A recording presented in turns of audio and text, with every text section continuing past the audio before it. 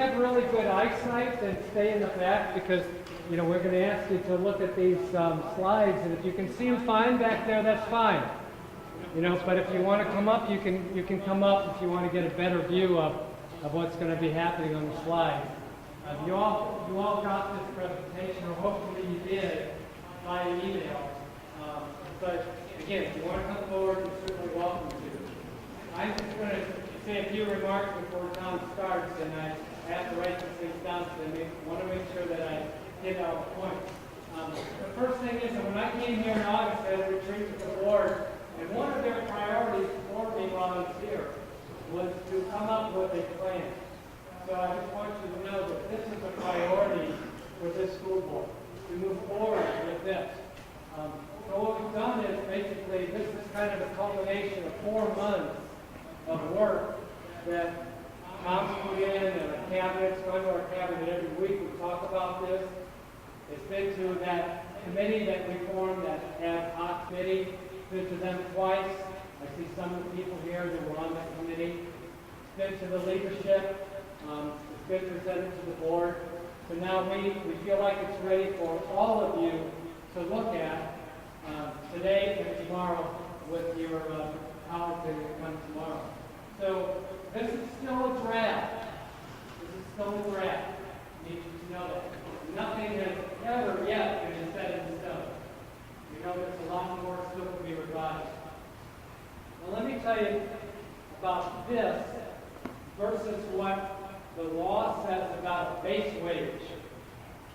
Wisconsin law talks about a base wage where the board and the union must negotiate a base wage.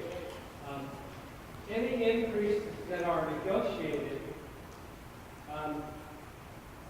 stay in that base wage, and they are restricted to stay below the CPI, the Consumer Price Index. So, you know, that's that part of it. That is completely different than what you're going to see today. So your current contract salary is your current base wage. Anything that's negotiated as an increase to your base wage is a permanent addition. Permanent addition. This is a supplemental pay separate from that. So that's one thing that I know there are a lot of questions about that initiative. This plan is funded in part or in full at the discretion of the board. And a part of this plan involves professional growth activities for which value points are given.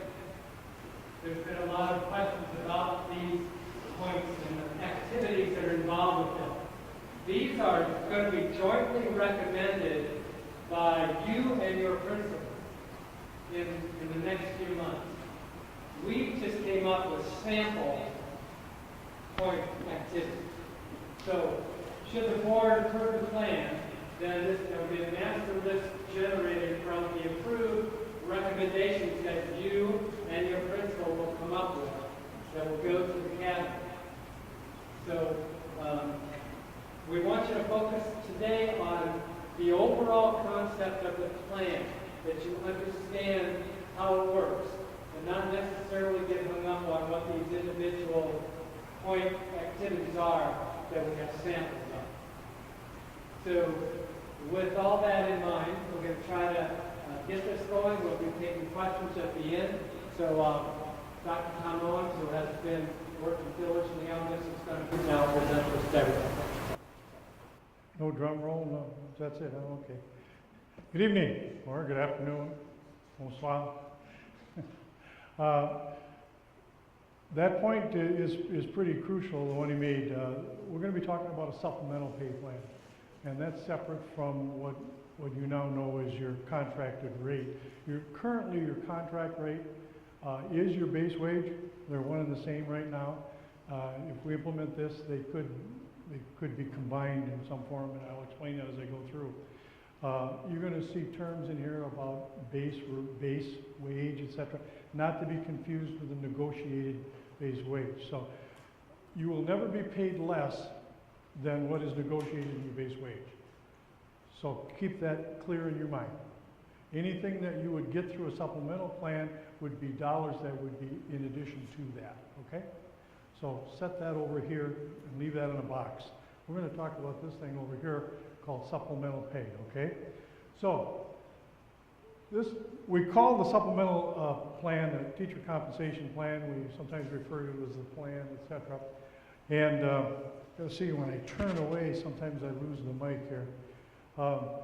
But the concept of the abstract here is that we want to provide teachers with the tools and the processes and the choices to grow professionally and develop options through the system of both personal as well as district growth options or growth potential.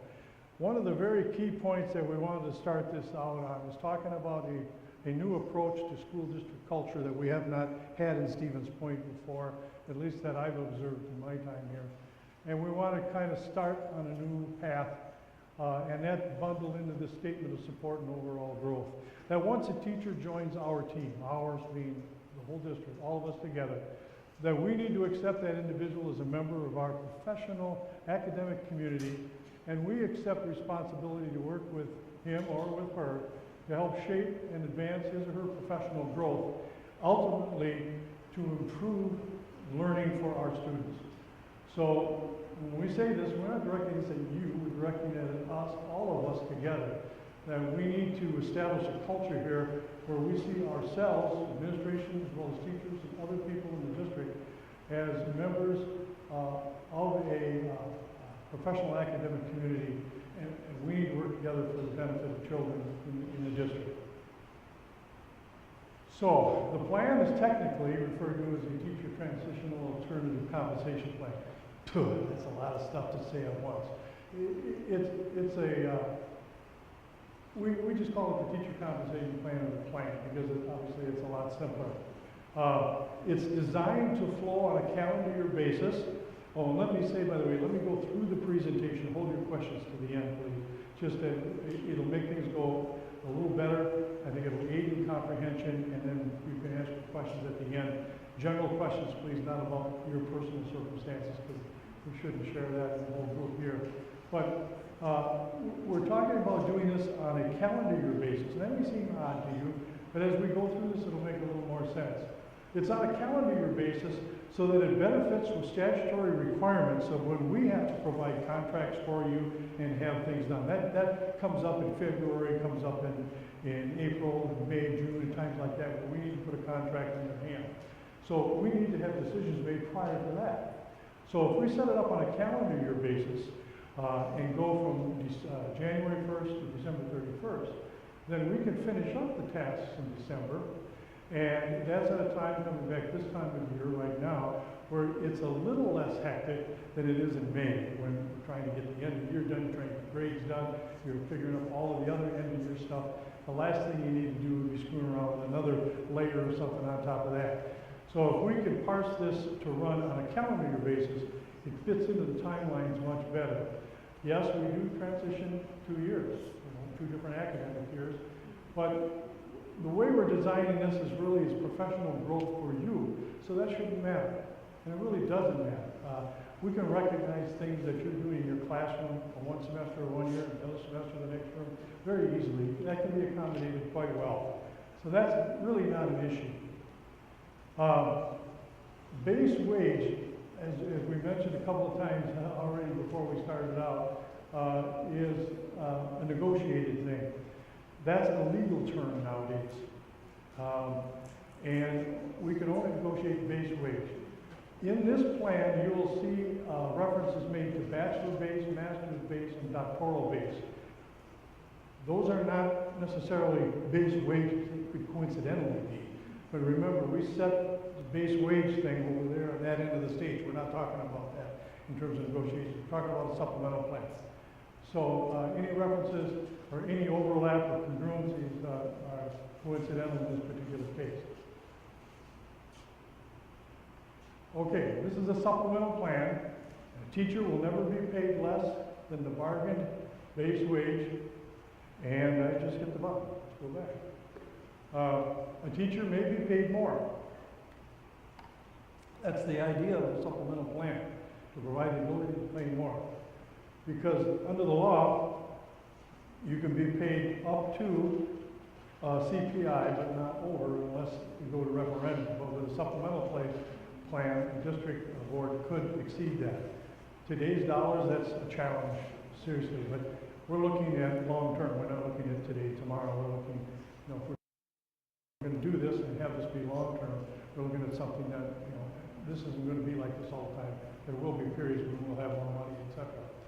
So, under the plan, the teacher's going to receive your negotiated base wage plus an amount of supplemental pay that would put you into a cell that you'll see on here as a concept. And hopefully you'll be able to be paid at least that much. Gross pay would then always include your base wage, of course your negotiated base wage, but it now might also include supplemental pay. If the base wage increases, this gets a little complicated here, but it's a mathematical simplicity as you understand it more. When you've got two numbers that total each other, if you increase one but not the other and keep the total the same, obviously the value of one is going to be reduced. That's basically what this is saying.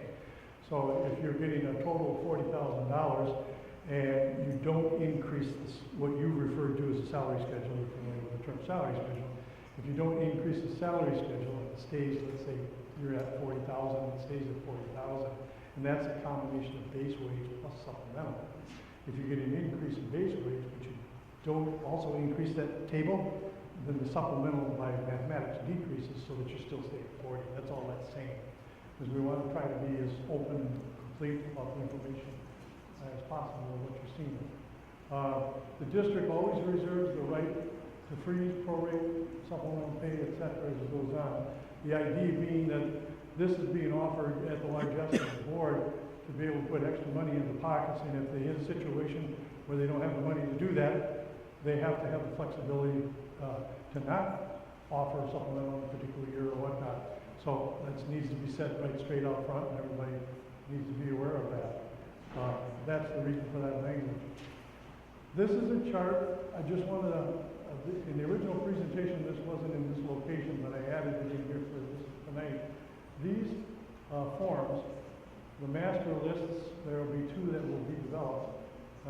This list here, which is the basic one, the annual growth standards table, and then the point summary matrix and the compensation matrix are the forms that drive this as we go through. And it'll make more sense as we go on.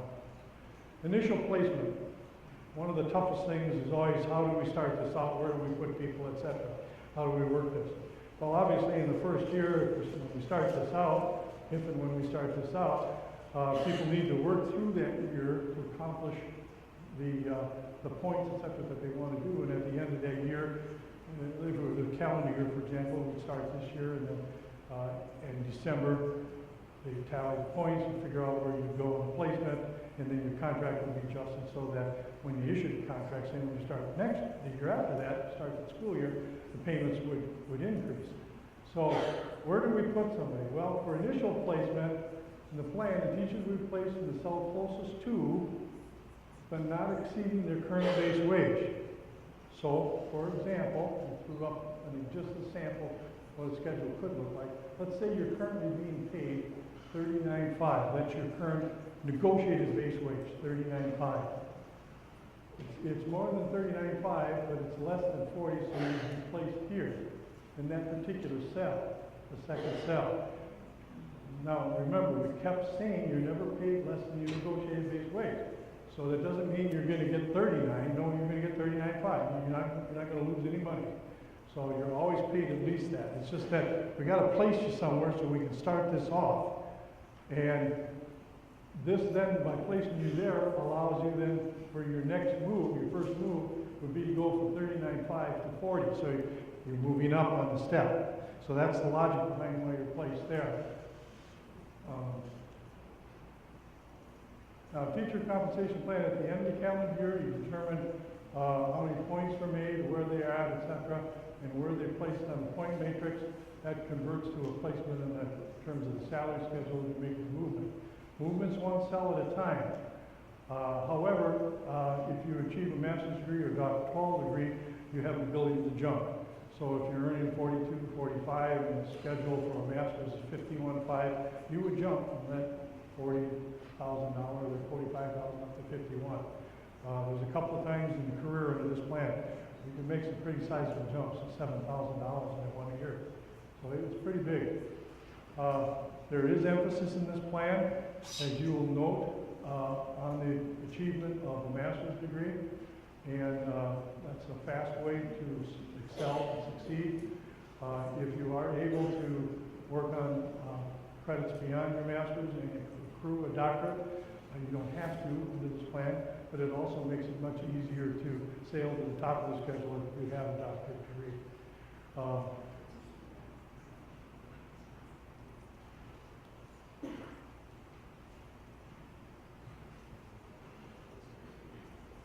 This is kind of a timeline of the situation. There are things that happen above the line here in terms of the months and below. So in January, you're completing the old paperwork on the cycle once this is ongoing, and you're starting a new cycle paperwork presentation. Then you continue throughout the year of working or doing whatever it is that you're doing with respect to obviously you're teaching your class, etc. The professional growth things you're normally doing now, you're basically just getting a little different recognition for. And then in December, you start to wrap things up so that it's all tied up. In January, you start cycling again. In February, this allows us then to determine by February placement for the next school year, prepare the new contracts for the next school year, and new contracts are issued. Of course, this does not take into account the negotiation cycle. If we're finished with negotiations in front of that, then once we can do this, we won't have to reissue them. But potentially, we could get this to be done so that we don't have to issue new contracts once instead of having to reissue them again.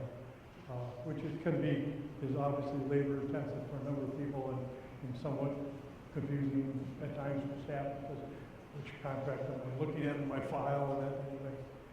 So this is where it starts off, where you would sit down with your immediate supervisor and you would figure out what it is that you want to do in the upcoming year. This particular annual growth standards table, this form, is divided in two parts, the upper part and the lower part. The difference here is significant. In the categories, you have education, you have experience, so this is within the district, there's experience in the district, and then you have your professional growth below the line, which talks about personal as well as district growth. Above the line under education, you have bachelor's, master's, national board certification, and doctorate. These are recurring points. These do not recur. So if you, obviously you have to have a bachelor's in order to get a job in the first place, so that's a zero. The benefit is to have a job. If you accrue a master's degree, you get 200 points under this plan, and that recurs each year. You don't have to do anything different to get it to achieve your master's. You don't get a second 200 for another master's degree and a third for a third. So you would get 200 points for that. If you do go on and get your doctorate, for example, you would get another 200 points in that case, and you would carry forward 400 points each year before you start anything out. In terms of experience in the district, if you've been in the district for up to 5 years, you automatically have 25 points. So someone starting off obviously starts off at 25 points. You've been here a year, you start off with, well, once you've been here a year, you get 25 points. And then it goes up until if you've been here for 21 years or more, you have 125 points. Okay? Now, I think the term, it's not written in stone, was made. Obviously, this plan will never be written in stone. Point values will change. Items on the list, the master list will change. Dollar amounts in the schedule will change. Someday, these point values could change. There could be things added on. We don't know. We just have to see. But we got to start some way, sometime, and in some manner, and then adjust it as it goes forward. This first year, obviously, is going to be a little messy. There's no way to get around that. For example, there's so many things we have to add to that, and there's so many things that it's going to create a big curve at the front, not only for you guys, but for us in the cabinet when those things, recommendations come from you, and we approve those and build that master list. So, that's the upper part which recurs. The lower part, which is non-recurring, I'm going to move forward to another slide to expand that. We're going to step through these. The first is to review education and experience to determine what point values you get from those. Then we move into the master list items. This one happens to be of the personal. The most important thing about this concept here is that these and the district are going to be divided into 4 level areas, A, B, C, D, with the values within each category increasing. It would start out at lower amounts like 5 points, 10 points, 25. It could go 50, 75 or more. This is just a concept sample. I was getting suggestions, helpful suggestions about what to put on the list. That's nice, but you're actually going to be building the list from things that you want to do in your own professional growth. And we don't really want to sit here and tell you what you need to do. We want you to develop that yourself as a professional. So that's part of this whole growth idea. These are some suggestions and some ideas that could be helpful to get started out. We don't even have the first page built yet of the actual master list. These are just a concept. We had some real good suggestions come up and some questions. We have some excellent teachers, well, a lot of excellent teachers, but the point of that was to say that some people do extra certification standards or accomplish certain professional levels, especially in special ed, for example, things like that. That doesn't go, excuse me, that doesn't go up above in the education block that I first showed you. That actually would wind up, things like that would wind up going in level D under the personal. So if you're a speech language person, for example, and you have that special certification in that area, that would be something that would be noted that you would set up with your supervisor. You would recommend that that be added to level D of the personal area, and you would recommend a point value, and then our job would be to review that and concur, and then eventually the list builds and builds and builds and builds. And as that list builds, we wind up putting it out on the web, and then you guys can see it. So from year to year, that's always available to you, and each year, new people can come in, and you can come in, and you can look and see all the different things in each area that's been put up there that's preceded you, and you might select something. You know, that's a really good thing. I want to do that and give you some ideas of some things you want to do. Or it could just be a body of options that maybe fosters a whole new idea that nobody else has thought about before. So, if you want to increase Lexile scores and get credit for that or something like that, a certain net gain or whatever. So that's basically the concept of how this works. We want to divide this up into the levels so that it makes sense. Our job is to take the corpus of all of this and try to have fidelity to a standard that it recognizes the work that you're doing and gives it the due value that's coming to it. We don't want to award points for going to a spaghetti dinner. It's one of the lower examples of saying, we really want the substantial things that you guys do. We want to recognize that and have that also for others to see. Same concepts here, only this particular one is the district professional growth options. And this gets into things that are more district, like if you're on school leadership councils or district leadership teams, or you're on a district committee, something like that. We spent several years working with committees like facility committee or grade level committee and things like that. If that plan was in place at the time, you would have been able to accrue points for that, et cetera. So there'll always be things like that going on in the future. Here's some examples, some more things in district level D, where you have maybe if you're actually the program coordinator in an effort, or a district trainer, obviously your involvement is much more extensive, so the point value should be higher. And also the idea of this plan too is that as we help our educational community, our leaders grow, our teachers grow, and they move through this plan, the idea as you accrue confidence and abilities, etc., you also take a greater leadership role. So that as you are here longer, you would be someone who would be involved in these district leadership things, and you would be somebody that might be in charge of the program and not just attendant. So those are things that go along. In recognition of professional achievement, that type of thing. So then we come back again to this form, and then you see how those things might get filled in here. And so you total up those points and you get all done, and you might, I didn't put the whole form on here, you total it at the bottom. That would give you an idea of, what points you need. You'll see as we go on, how you determine the target point that you want, but this is how you figure out the points and how you go about it. Now this is the current point summary matrix, and this shows where you'd be at. Obviously, you're starting out, and this would be the base cell in terms of the schedule. The schedule overlaps this. It completely overlaps it. So obviously, the starting teacher would be at 0, and you put the salary schedule right here over that. In this is an example, but in this example, let's say it's 38,000. That overlays this cell. So you'd start at 38,000. Obviously, there are no points required there because you're just starting out.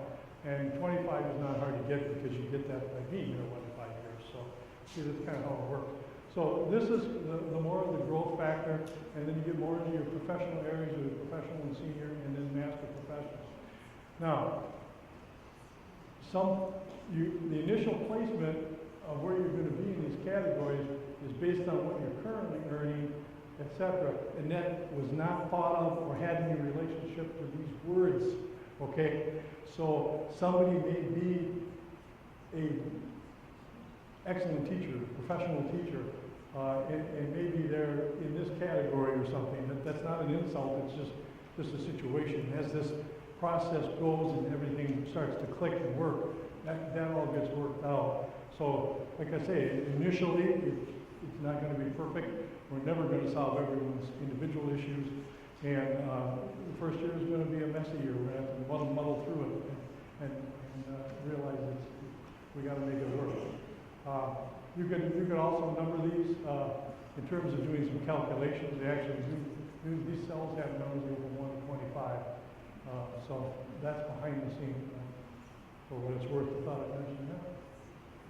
This is an example of the salary schedule. So if you were making 41 and you're making 44 or 5, well, let's take an example. You started out and you're a new teacher. You got a lot to do in that first year, as I well remember.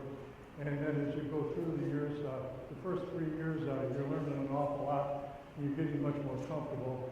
But you might start, maybe by the end of your 3rd year, you might, maybe sooner, but you might start a graduate program. Or you might start it in your 4th year. But so maybe you work 2, 3 years, maybe right around here, you wind up with your master's degree. Well, under this plan, that would allow you a jump. You accomplish the master's degree, that would be in your program, and then in January you file that, then when your contract would be issued, you'd be recognized in that new contract as a master's, so you would jump from this spot in the next school year you'd be at that point on the scale, because it recognizes your master's. Same thing holds true if you then continue to do some additional work, etc. Maybe you're out in here 61.5 and you get a doctorate, you jump to that spot there. Those are the 2 times in your career when you make a big jump. So those are some significant jumps. This is an example. Like you say, if you're sitting way in the back, get out your binoculars because you chose to do that. But let's say, take teacher A. Say they were 43, 997, 987. They would be placed at, the cell would be 43.5. They're still going to be paid 43,937 because they're never going to be paid less than that. Right? Okay? So there's no anxieties there. Then they look and see, okay, when I look at that point matrix, if I'm at level 2, level 1, tier 2, let me go back. Level 1, tier 2, I'm at right there. 125, I need 150 points to go to my next level. So, for 250. Tier 2, level 1, right there. Come on,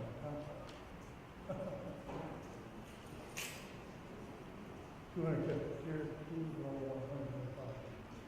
Okay, so what happens because they have a master's, they already have 200 points, and they have 50 points through experience, they already have 250.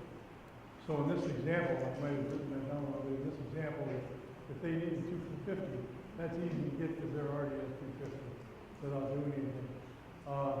Now, the next step up, if they needed 260 points, it so happens that they went from 10 to 11 years, so they picked up another 25 points.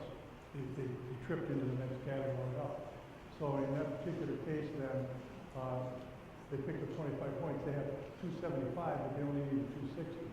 So next year, when they need 270, they still have enough just based on their experience and time and distance. So that's kind of how that works. If you take somebody that's starting out brand new, they need 25 points. So in the first year, they got that from the experience. They don't have to do anything, but in the next year, they need 50. So they've got to come up between personal and professional, or excuse me, for personal and district, they have to come up with a total of 25 points, or 50 points, rather, 25 new points, 15 in one, and 10 in another, or some combination thereof. And then they work their way through. Now, obviously, by years 5 or 6, if they get their master's, they're going to get 200, and then they'll be sitting pretty good at that point too. They'll get a jump, and then they'll already have 200, probably 250 points at that point, right out of the chute, as a recurring basis. This is an example of a teacher who has a master's, has the points, is picking up some extra activity here because they're at the top, near the top upper part of the schedule, and are working their way through. This slide shows you the types of things that we have to track. In the first year of the session, nobody's learning anything because that's the first year. But let's just say that negotiated, I just threw in $44 just to have an odd number so that it stuck out. But then, let's say that because they were 43.9, but let's say they earned a master's and jumped to 51.5, okay?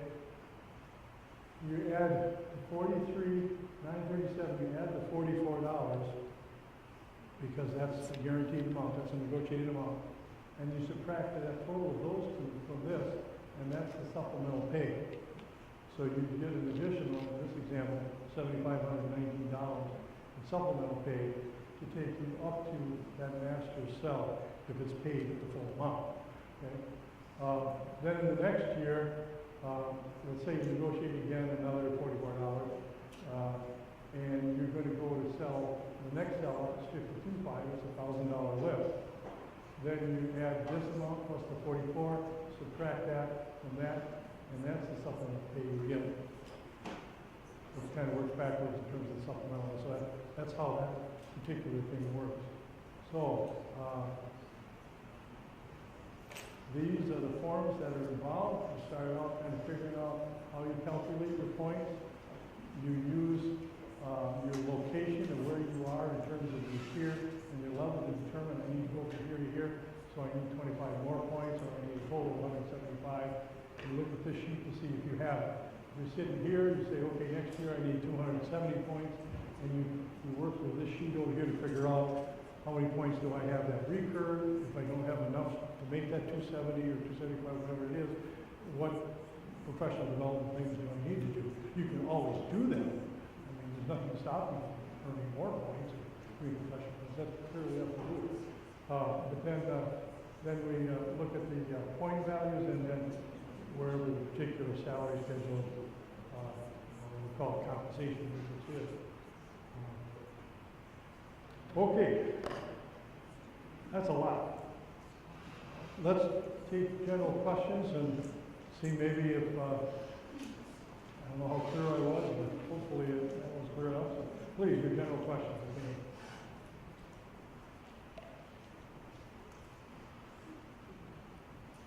I talked for a lot of years about that.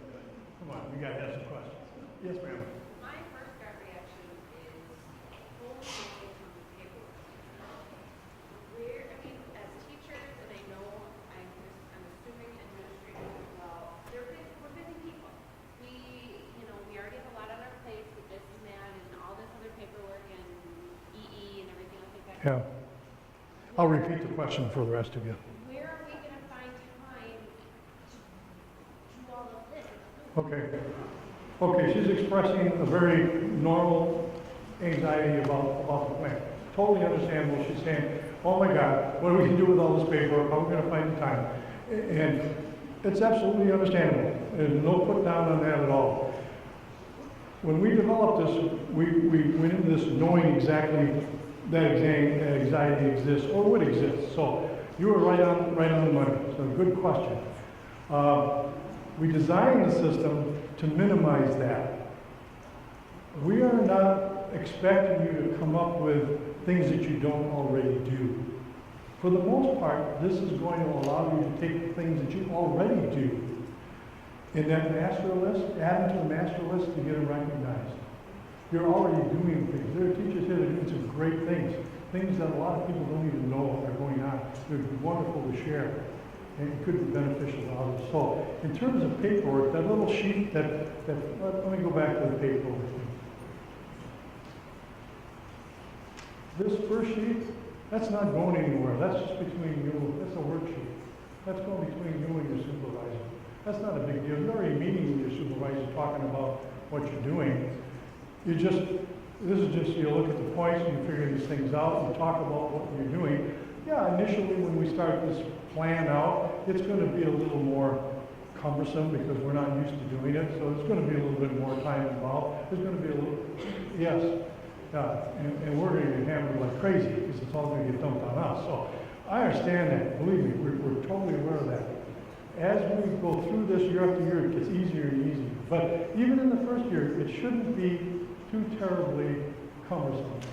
It's just a matter of thinking about what am I doing. Well, first you look at your points. You might be sitting in a situation where you don't even have to do anything. You're already there. You might have enough points not to even worry about it. But if you don't have enough points to move to the next cell, and you don't have to move to the next cell, that's your choice. But if you want to move to the next cell, and maybe you need 25 points or 50 points to do that, okay, well, think about the things you're doing personally as a professional to grow, and then maybe there's some things that you can do in the building that count for district activities that your supervisor or principal, if they're not the supervisor, can help you with. So when you figure that out, you're just about done, because once you know you've got enough points to go on to the next level, all you need to do is do your job for the rest of the year. And at the end of the year, you and your supervisor are going to be talking anyway. Am I succeeding? Am I performing? Am I doing an okay job as a teacher? Et cetera. So you're going to be monitoring this stuff anyway. And then it's just a matter of, at the end of the year, the supervisor signs off and says, yeah, they did it. Forwards the paperwork on to the principal. They've got a little spreadsheet that they'll fill in that says you move from point A to point B, a numerical thing, and then it becomes all automatic. It's just a matter of our paperwork at the other end when we get taught. So good. She had her hand up first, and then I'll take you. Oh, I was just concerned, I was thinking the same Okay. thing, but it wasn't like, about the points associated with certain activities that was a concern. It was, just documenting them, having the supervisor, Yeah. document them, and then them coming over to human resources. Yeah, we're not looking at thick packets or contracts like you do with a student. Nothing like that. We just basically, when you work up your professional plan for that year, you're talking to your supervisor, you go, oh, look, I'm going to do these things in my classroom, or, I'm going to do this as a professional growth, and I'm going to serve on the school committee. I think these ought to be worth such and such a number of points and be classified in D or C or B or whatever. And when I look at this sheet here, I can see that based on my education, my years of experience, I only need 50 points or 25 points, and I think this will do it. And then the supervisor will need to pass that on to us in a written form. We're probably going to have to design a little form so that we get them in the same format, Keel and Dave, so that we get them all in a standard form so it's not all over the place. But hopefully that won't be too burdensome. I'll get his question and I'll come to you, man. Yes, sir. If I start out as a tier 1, level 1 teacher at 3,000, Okay. and I end up getting a master's in a couple of years, is my base wage 51,500 or is it still 38,000? Because I'm concerned. Let me answer the question. I didn't mean to be rude. I didn't cut it, but your answer is yes, you would jump.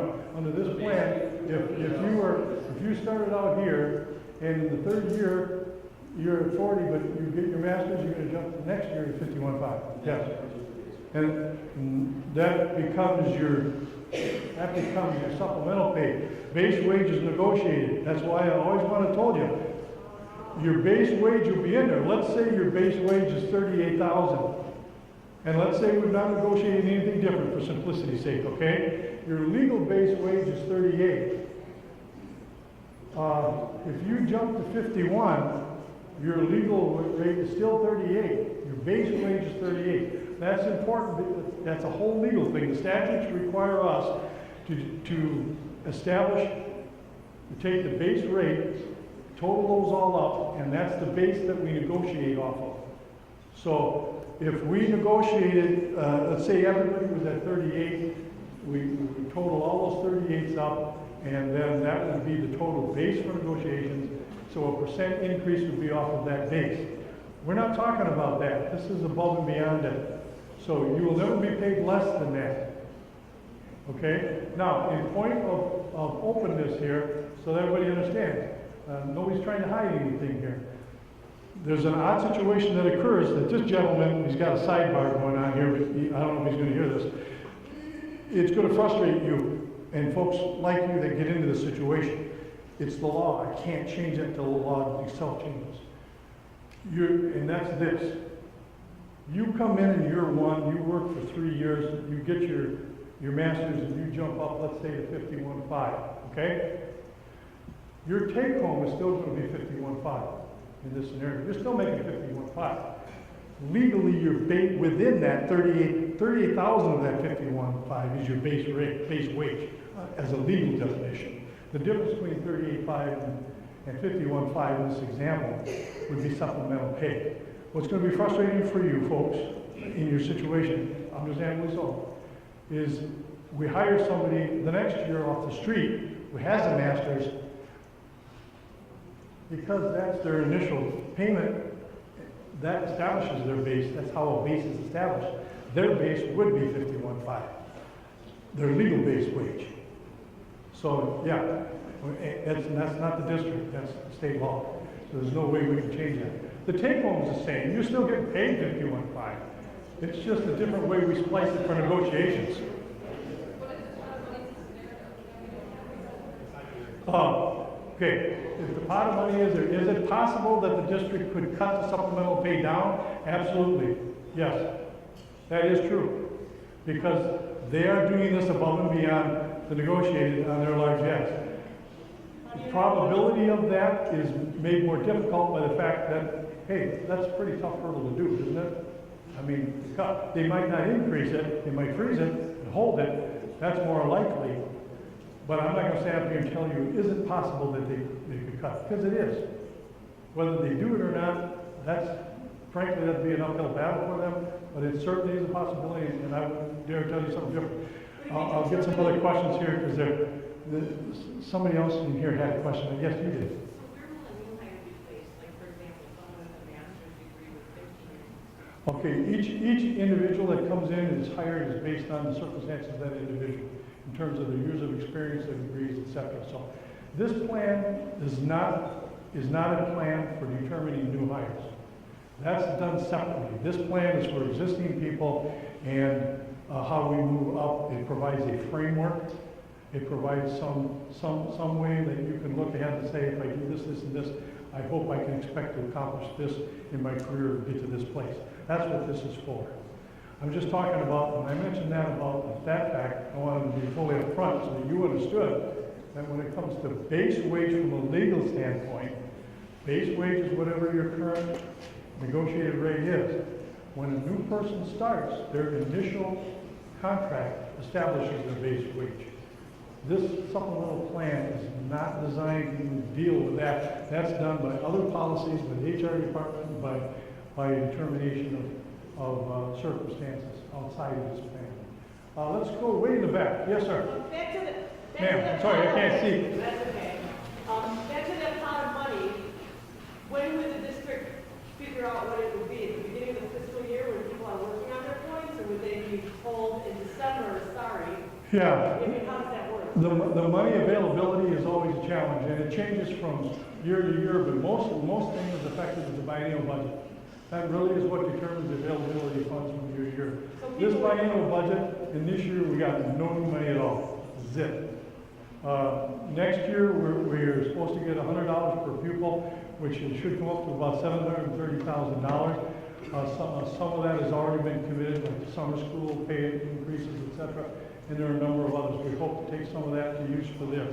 So that lane money would be, here's this year's. I'm sorry? So the lane money right there that you're showing, it would show at the beginning of January, people would go, here's what you're working for between now and December. It would be negotiated or, Can you hear published. us? I've got hearing aids that I can't hear, she's saying. Can you, I'll come up, because I've got hearing aids and I can't even make out what you're saying. Oh, sorry. That's all right. So I'm just wondering when people would know what that basic salary schedule was, the beginning of the fiscal year when they start working towards their points? Oh, sure, yeah. Okay. So Yeah. it would just be a fluctuating scale. Well, the likelihood is that, what I'm saying is not a guarantee. The likelihood is that once they establish what that initial schedule is, that it'll stay there until they feel they have sufficient funds to be able to increase it. Because people, there's a lot of money moving in this schedule even if you don't increase the sell values that exist now. Because you move with one cell to another, you get $1,000 move in some cases, some are $7,000. So there's money in this thing if people are moving. What if between the first year that exists and the third, everyone gets a big push to get a master's degree? Is there enough money to pay all those people? Well, that's a question we don't know sometimes, frankly, because there are a lot of surprises that come up in a budget year. I'm just guessing that might happen. Sure. The probability of everybody in 3 years getting a master's is pretty slim. It's going to be spread out a little bit, but we do expect it to be front-loaded more in here because this encourages people to get their masters. And frankly, we're an educational institution. We're about promoting academic excellence. If we don't value a master's or a doctorate, I guess maybe we're in our own business. But yeah, how we pay for it, et cetera, is a challenge. That's what may limit our ability to increase each cell value to another dollar amount, a higher dollar A amount. lot of people with masters that don't get compensated for their masters because they may have gotten a master that little bubble. Yes, that's a problem we're experiencing right now, and one of the reasons we want to have some framework like this is because when Act 10 came in, we lost the framework that had been established over 40 years. When that was all gone, there wasn't anything to take its place. So unfortunately, there's a number of professionals that found themselves in a situation where they came in, they've been here 3, 4, 5 years, and maybe 5 years, 6 years, and now they have a master's. But in the absence of some framework like this, there was no recognition for that master's. So that's what we're trying to do, trying to get a framework like this established so that we can recognize that. Is it going to be perfect? No. Sir? There has been previous discussion at the ad hoc committee about that you must be in the district 5 years in order for you to recognize the master. Okay. So that's being talked about. Because of what you say, is that, yes, I'm coming here, I would go for my master's right away. There's definitely an incentive here if I'm a teacher coming into the district to get a master's. But we have to do something to perhaps protect ourselves from having that, plus the whole financial. So we talked about period of time as an incentive. The ad hoc committee that we had with the teachers, they gave us some very good input. Our original draft is much different than this, and it's evolved over time. You have a question, after me? I was just curious, some jobs require masters, Some do require masters, correct? and some people aren't making what that says as a master's after 10 years. Is that going to change, or do we stay at where we're at until? Let me repeat the question, see if I understood it correctly. Some jobs require a master's, or for that matter, some people, whether did or didn't, already have a master's and may be paid at or above this example of 51.5, is that what you're saying? Below. Well, they would go up. For base. Well, not boom when it starts, but at the end of the year, when we finish the cycle, remember we got to set up the plan, and then we go through the first calendar year, and then the contracts for the subsequent year would be written. And if they have a master's and they haven't been recognized before, then they would be recognized in the next calendar year at whatever this schedule says it is at. And they should go to that level, unless they're already making money equal to or greater than, they would obviously go backwards. Yes, Cora? Sure. Now I'll get to some of you guys up here. You can put your hand down, I'll come back to you, unless you're in the way.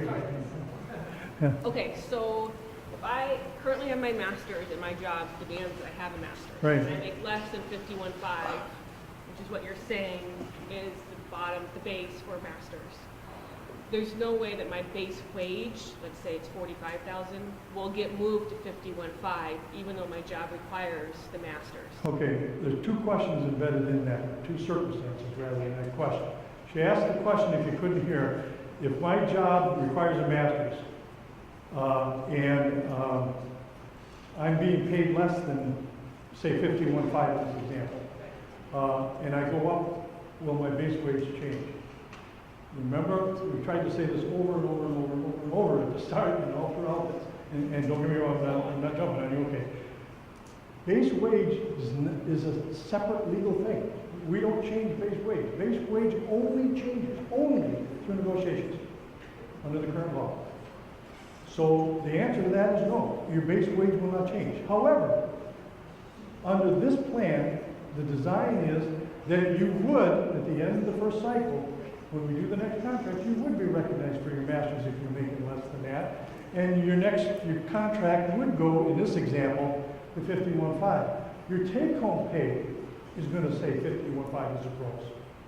Now, over here, it's on that part of the stage where we tried to leave it all alone, that base wage thing, that legal negotiations thing, that's still whatever it is for you. 45,000 or whatever it is, it's still 45. That's just a legal thing that we need to separate and identify for negotiations purposes. And then somebody asked the question, does that mean that someday can you guys actually, should the board cut back some of that supplement? Absolutely, the board could do that. There could be 1 year that I'm back to 45,000. Yeah, that's not likely they would. Yeah, I would really doubt they'd go from 51.5 to 45 and then push it back. I mean, But that's the way it's kind of set up, though, right? There is that caveat that yeah, like I said, I'm not going to tell you that that couldn't happen, because theoretically it could. If I wanted to get into probabilities, I would say very unlikely. The most likely probability, if there's a shortage of funds, is that they would not change this table, and, well, that would probably be simple. And then the most drastic problem would be that there'd be no supplementals paid. They'd have to track where everybody moved point-wise.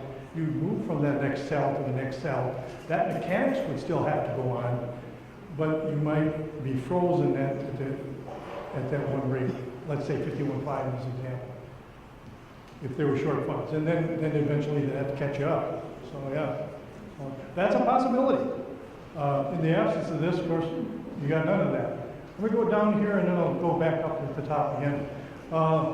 Yes, ma'am. So, just to ask another question regarding who's completing the paperwork. The supervisor starts it in January, submits it to you in December. Who is this supervisor that they submit it to, you and the principal? Do you mention the supervisors? You and your direct supervisor would create. Is that the colleague who's in department head? Who is your immediate supervisor? Okay. I don't know who your immediate supervisor is because it could vary depending on the circumstances. But let's say it's a principal. So you sit down with your principal this time of year. Okay, so you would sit down with the principal this time of year, or take in your plan with to him or her, and you say, this is what I'm thinking. You work it out. They say, yeah, that looks good. Take your recommendations, and then they initially, because there's going to be a big curve on this time curve for us. At the beginning, we would take all these recommendations, they would go to the cabinet, and we'd start building that master list based on all these recommendations and start plugging them into, hey, this is an A, B, C, D, etc., approving it, etc., and then it comes back to you, through your principal, it'll come back to you, that you're good to go, and then you just do your thing for that calendar year. Which leads me to my next question, which she's already going to ask. So Oh, don't steal her thunder, let her ask the question. Pardon? My next, or my question that we're gonna, is on, is Elizabeth's question. Oh, About but- certifications that your supervisor then, or committee that you would be on for 5 years, you only get to use those points 1 year, but you committed to 5 years. No, that is not correct. That's an incorrect assumption. Each year of the committee work will be recognized for its own merits. Yeah, in a separate year, Any yes. kind of ongoing project. It's an ongoing process. Or ongoing. Yeah. That's a good question. Thank you for bringing that up. Because I didn't go through some of the examples in the master list. Let's say you're coaching. Each year that you coach, you get points for that. Each year that you're helping a group, if you're doing yearbook club or you're doing whatever, you would get points for that. You're already doing it. Once you stop doing that, the points stop. Okay? So if you're on a committee and it's multi-year committee, each year that you're on a committee, you get points for it. Yes, Liz? So I have 2 questions. So related to that though, like, so I teach AP economics. So I did my training so that I could teach AP economics. I had to do the training once, and then if they changed my course, I teach it again. But I'm still certified to teach it every year. Right. Do I only get 25 points once? Correct. The year in which you do that. Unless we figure something out differently, we haven't, some of these things we haven't even talked about. We gotta muddle through it. And then my other question is just why can't you accumulate points over the course of a year? Like I'm at the point where, Yeah. Typical question, yeah. like, why, oh, so I need 500 points total. Like, Yeah. what should I need? So I've got a master's degree, I've got my years of Yeah, experience. I know your exact, let me answer, because, Like, if I commit to doing things for 5 years, Mhm. and I don't kill myself 1 year and get all of these points, why can I not say, I have committed to these things for 4 years in a row, and I've accumulated that many points over those 4 years, why can't I then move? I'm not any less dedicated. no, this doesn't have anything to do with I dedication. look at this, Sure. I look at it and I see either I need to kill myself 1 year and like ignore my family and everything else, and not care about what I'm doing in the classroom, and then every other year I have no incentive to do anything, because I feel like I can never get the points that it would take for me to move anywhere. Well, that's one way you can look at it, although I would encourage moderation. But, you can, I'm a good person, so I'm going to do that, but that's part of what this sets up. okay, let me answer. You could set up a compensation plan to do that, but then you have to change a whole number of component parts within it. For example, how many points you accrue, since if you can accrue them for a whole year, for several years, and keep them accrued, well, then your point values change. So now you've got to do a whole different psychology and a whole different model. So in answer to your question, you can do that, but you're going to have to completely change this model and do something different in terms of points, awards, how you build them, how you accrue them, etc. And it changes the whole model. So the suggestion is don't put everything in 1 year and ignore your family. No, it's not. So one thing you need to understand too is that you and your principal are going to design how you get points. Perhaps there's a school improvement goal of, 80% of the kids are going to go grade level on math. The school makes a goal. All the teachers get points for that. What you're doing in the classroom, don't think in terms of I have to do something extra. You don't even have to think about that right now. What you're doing in the classroom, you raise the reading level up a certain percentage. You design that with your principal. We think you guys figure out what that might be worth. Then it comes up to us and we agree with all that. Then it becomes on a certain list that all teachers from all schools can do. So it doesn't have to be you killing yourself with extra stuff because you're mothering them. I understand that doesn't have to be.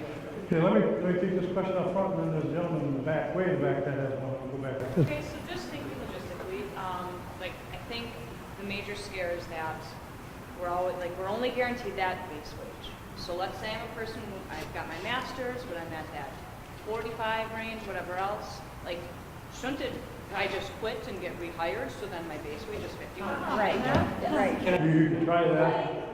You can try it. We can't, right, and you can always do it. But perhaps, I'm just saying that, it's your life and you make the choices, but we cannot, in today's world, if we're hiring somebody, we're competing with all the districts around us.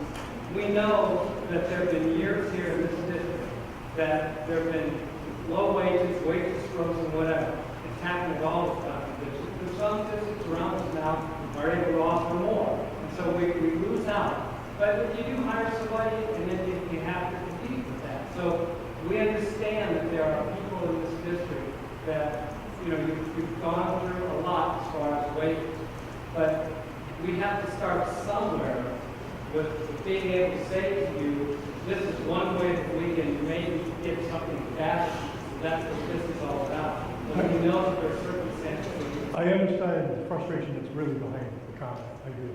But if you wanted to take it to the extreme, there is no way the district could afford to do that. There's no, we don't have the money. So the ones that would suffer were the students. We just couldn't do that. You couldn't rehire them back at a higher rate and do that across the board. I promised the guy way in the back that I'd take his question. I got a loud enough voice. You think so? I may not have a loud enough ear. Go ahead. I've heard it from people on the committee, I've heard it from people I discussed with, I just want to hear it from an administrator. Ooh. My base wage is set on what I make now, so in other words, I can never make less than what I make now. That's what the law says. Your base wage is your current contract rate. Number two, and I know this is more of a secondary question, but let's say I need 25 points, and a community member is doing that activity. Is that, let's say a game worker, for example. Okay, so it says 5 games, you get to work your 5 games, you get 25 points, and let's say I need 25 points to move to the next level.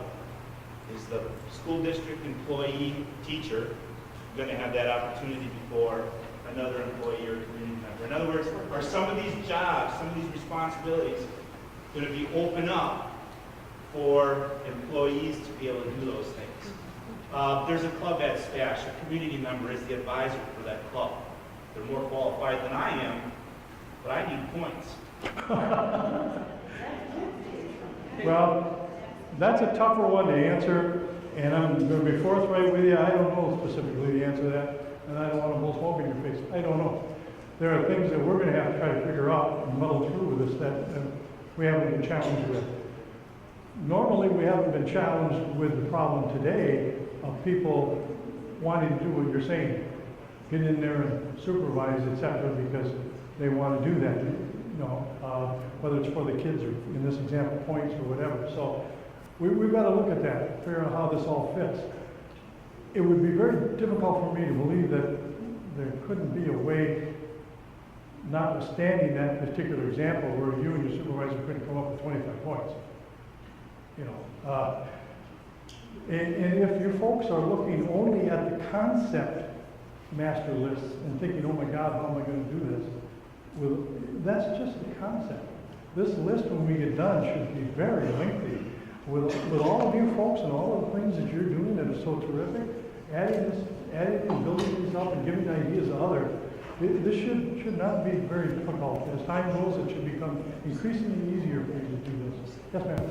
So since we can't ever be in a level that's higher than what our base wages or where we would be placed, those of us who've been here for 4, 5, 6 years, we've been level 1. So we'll move up with the teacher who would then just get hired, essentially. Yeah, you might. Yeah, you're not gonna like. We don't know how else to do that, because you got number one, you got the problem is, if you try to do some special circumstances like that with a group like that, well, what about the other people that weren't moved up and now you're jumping in with them? Aren't they also supposed to, pretty soon you got a problem with how do we slide everybody up? And then there's just no money to do all of that. It's going to be an imperfect system. But right now we have no system. And everybody has said, we want something, we want a framework, we want something to where we as professionals can identify growth and look and figure out, be respected for what we do, and have some way to look at where am I going to be in so many years if I do this or do that. We're trying to do that. We're trying to deliver that within the confines of what we're restricted to. Yes, sir. My question is, when you sit down with your supervisor, can they say a certain job is worth points just because it's a more difficult placement? You know, for example, I think of EBD. Yeah. EBD, if I did, I'd want a lot of points. Special ed, difficult, absolutely. there are more, we all know there are teaching jobs that are harder than other teaching. Yes? Can your supervisor say, I know you have a harder job because of the classes you teach? One year I had all composition classes, stats. That's a harder job than any other English teacher's job. So, Time I out. know, but Let me answer your question. Let me answer the question, because I don't want to start an in-house brawl here. No, seriously. The basic premise of the question is, can the supervisor set the points? No. The points are not set by the supervisor.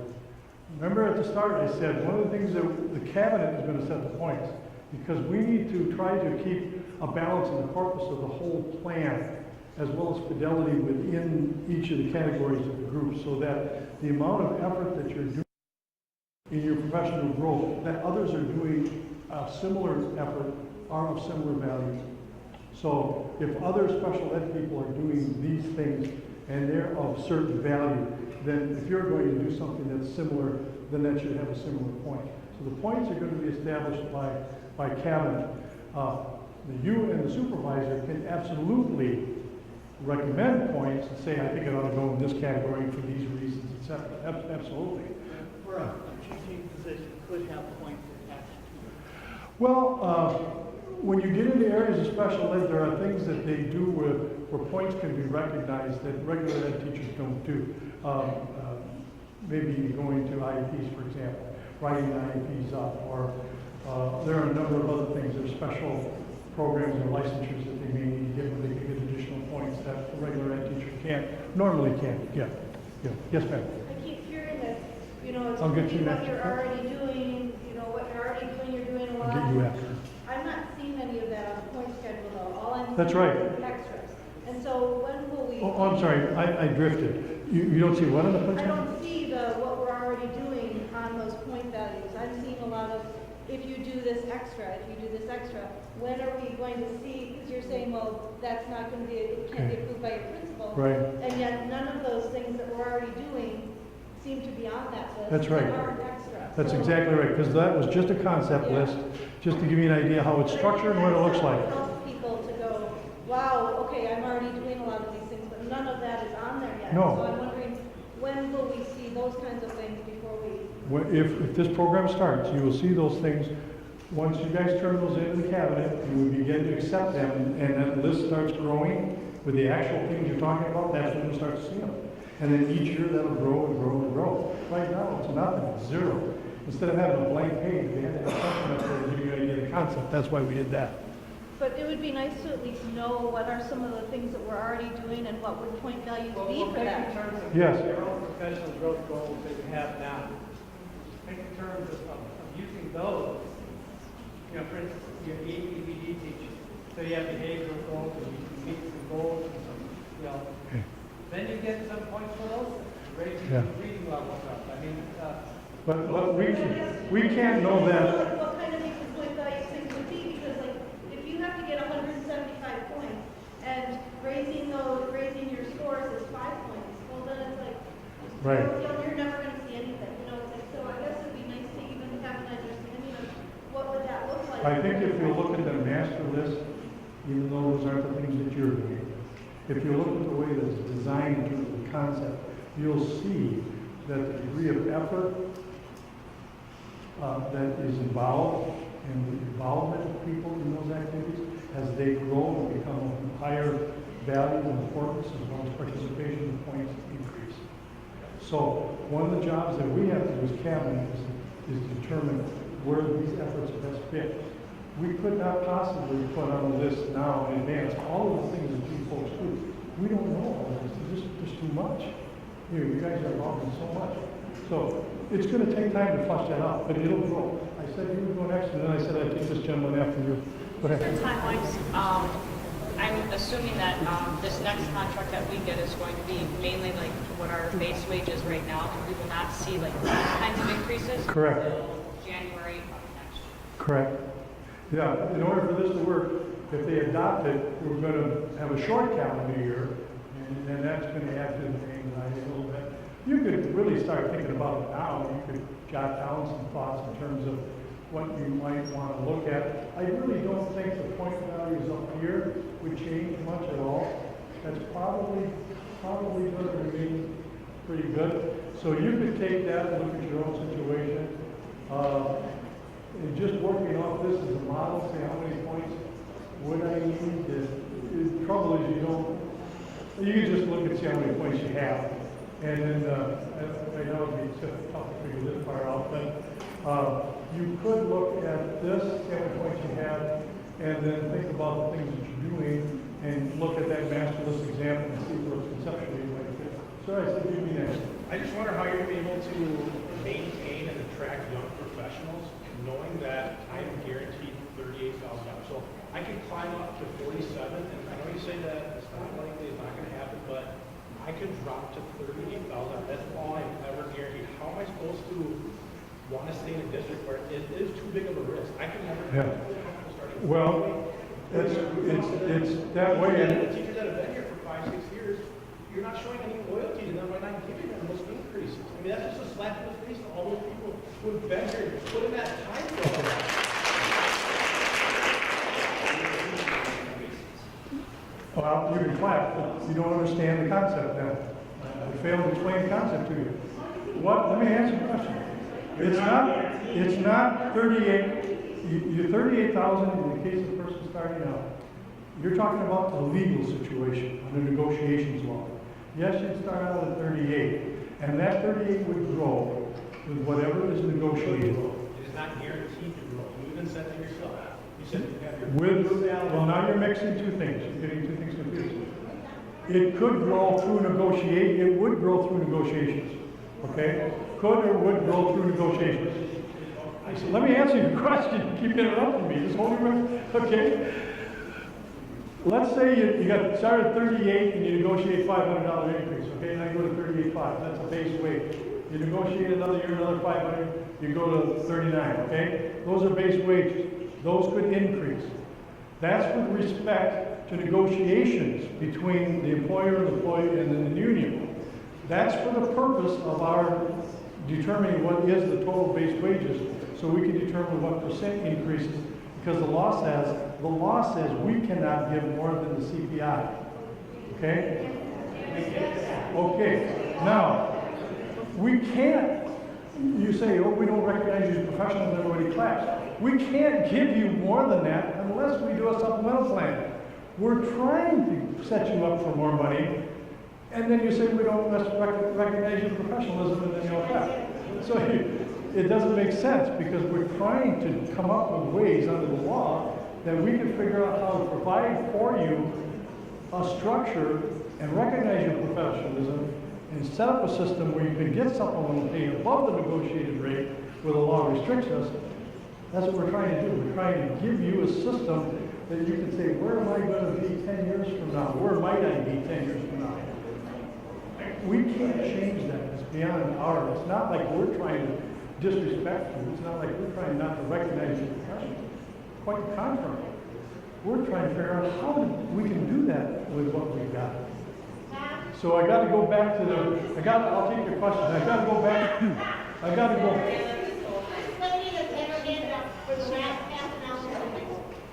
She's a strong lady. I've worked with this lady many times before. She's very strong.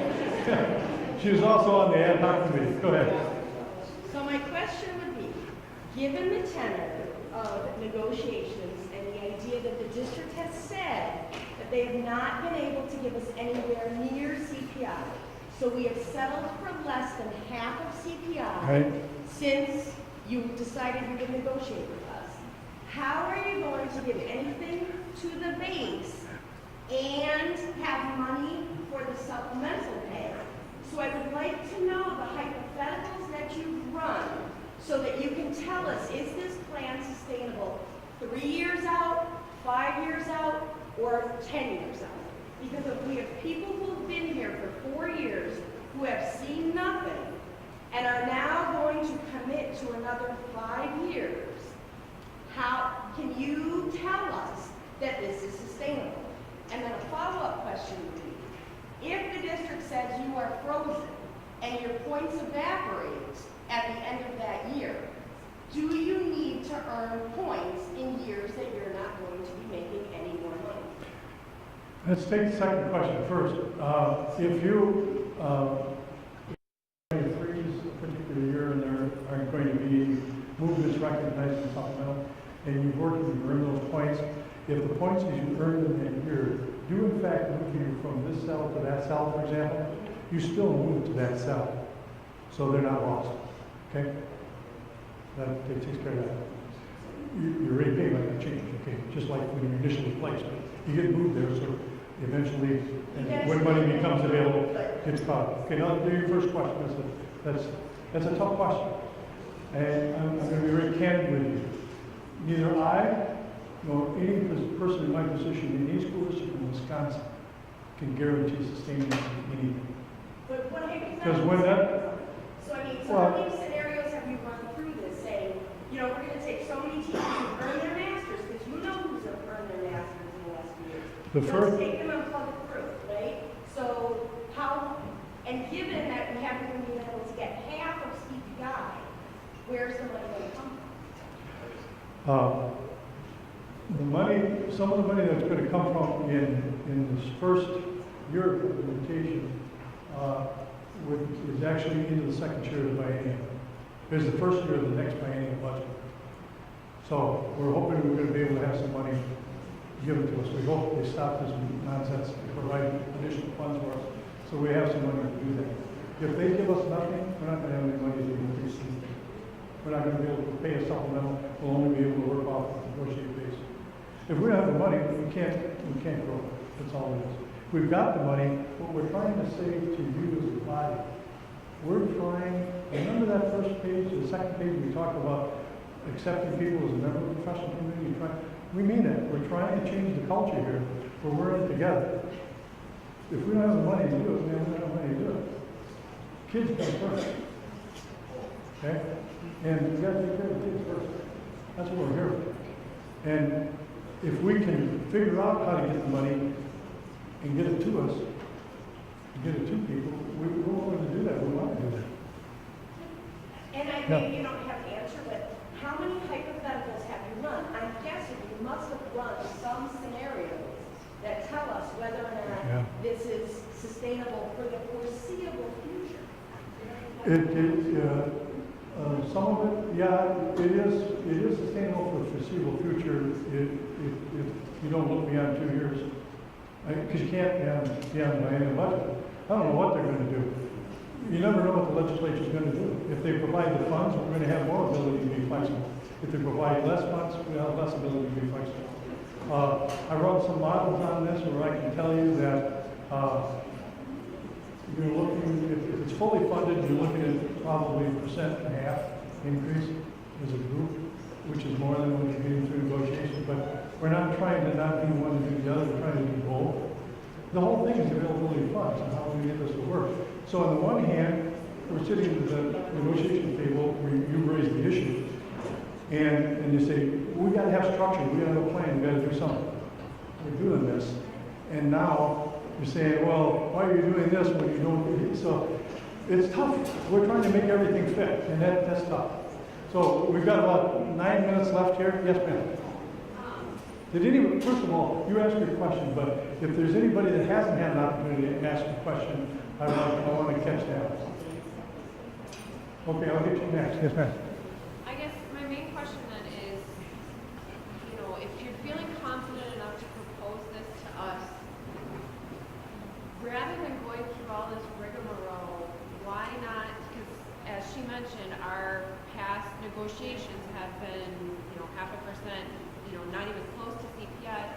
Why not just shoot for 0.01% under CPI for all of us every year and just make it more of a guarantee, because this is a guarantee? Why not just do that? Good question. Why don't we do it? Because we've been told over and over by this group, by the teachers, they don't want that. They've been told that they want to have a structure. They want to know, how come I'm not recognized for my master's? Why don't I have a place to move for my master's? They want to know where if I do something from year to year, I can move up. If you guys, they want to say, I don't want to be hired at 38,000 and the next stay at 38 and have the next person have to be hired at 38 and the next person have to have hired at 38. We want to break that mold. This is the attempt to break that mold. If you don't, this is a pay scale. If you don't want to do this, we won't do this. If enough people here say they want to do this, we'll scrap it. Just keep it the way it is. I mean, we're trying. So I said you could go next. I think the bigger strain and the bigger stressor here is that someone hired at 38,000, who's been sitting for 6 years now, supposed to get some masters, or even me, 20 years in, and getting a doctorate, but at some point the school board can say, I don't have the money to pay the supplemental. So my family then calls it back down to whatever my baby is. But you got somebody brand new got hired at 52,000, that's their base. They'll be sitting at that. And you're saying that's the law. That's the unsettled. Sure. You can create a straw man scenario that's the worst case scenario, and then base your decision on that. Yeah. You gotta decide when you're gonna do that. Right, and you want to be competitive for the new people that you're hiring, but I don't see this taking care of the people that are here. We can't do everything. We've got to start somewhere and try to do something to help the whole group and to move it forward. You can't solve every problem, and you can't pay everybody everything everybody wants. It just doesn't. It's not gonna happen. Is there anybody here that hasn't had a chance to ask a question? Yes. Thank you. It's not a bad thing. I just want a clarification. Sure. If we negotiate base wage, that goes to your base wage, which I get. If you're at, let's just say example, 38,000, we negotiate, your base wage becomes 38.2. Okay. Okay, you get enough points to go to that next level. You're only going to go 39, not 39.2. Is that correct? Depends where you are in the schedule. Well, you're going to the next level, so your negotiated Okay, extra base. okay, let's say you were at 38, you negotiate 200 more, so you're 38.2. Yeah. If you get the points, you go to 39. So the district is not losing any money, whatever we negotiate on anybody in that salary schedule, because they already know they were getting the points for 39,000, except for that top right part. I don't understand the statement. What's happening is you negotiated 38.2, so the district is contributing an additional 200. The On your district- base, but for that, on your base, yes. that year, they're only going to give you 800 out of the top. Yeah, they give you an additional 800 to the 39, right? But if you would have negotiated, so you're really. If you wouldn't have negotiated, you would have gotten 1,000. Sure, would have got the same. You would have gotten the same, exactly right. That's what I thought. That's exactly right. That's why I pointed out, if this schedule doesn't change from one year to the next, well, let's take your example, and let's say it's frozen. Okay, let's do another strong man and make the worst case scenario here. Let's say it's frozen for a year, and you're at your base is 38.2, and you get another 200 the next year. But nobody moves on the schedule. When you stay at 39, you're still going to make 39, and now your base is 38.4. So you're getting 600 and something. That's where I was pointing. Did you have a question? Hey, go ahead. I may not understand, but earlier you made a comment that said that the law said base wage, you can never pay us less than the base wage. Negotiate base wage, that's correct. Okay, but there was a loophole a few years ago, and I lost thousands of dollars when that 10 was here. Now I'm getting paid less than I was before, so how can TCI say you can't never pay me less than you said you would at the beginning? And then, how does that work? We have to look at, you're asking an individual question, which I don't have the I need data. clarification on that. How, that was a loophole, But right? I don't know the circumstances you might have made. You might have gone less time, FTE could have changed. I don't know what's happening. October, yeah, you've asked a question. Okay, let's take the last 4 questions and then we'll follow the next. 1, 2, 3, 4, 5, I guess. Okay, go I ahead. just had a real quick legal question. Is it legal for the districts to say, we will not lower you once you've achieved this supplemental pay? Sure. That's not a question of legality. I know, it's just a financial. Yeah, like I said, it's not just financial. I mean, there's also a lot of pressure on the board not to lower it or pay out of your pocket. That's the last thing they want to do. You asked me, is it possible? I said, yes. Is it probable? Not very proud. So I'm not gonna mislead you. Any school board can do the same thing in the state of Wisconsin. This is no different. Yes, ma'am. I have a recollection that several years ago, the district did something to equalize pay. So people who got hired at different dates and rates for similar experiences, there was some leveling of that pay field. Given we have this incredibly healthy $20-some million Fund 10 balance, and I think we can use that for a one-time fix, as the board likes to say, one-time expenses. Why can we not look at the people who've been here and have not been treated, what I would say, equitably or fairly, and will not be under this, move them up as a one-time fix and start them new? What do you do the next year? You take the money away? No, because The money's not there. when it No, starts, you took one-time money, you said. when it starts, And, wait. You take one-time money, and you increase people's wages. What do you do the second year? How are you gonna pay that? well, people are gonna get increases no matter what, so. No. Folks, you take money out of your savings account, it's gone. How are you gonna pay it the next year when you don't have the money? The money doesn't grow on trees. You gotta do some, no. You had a question.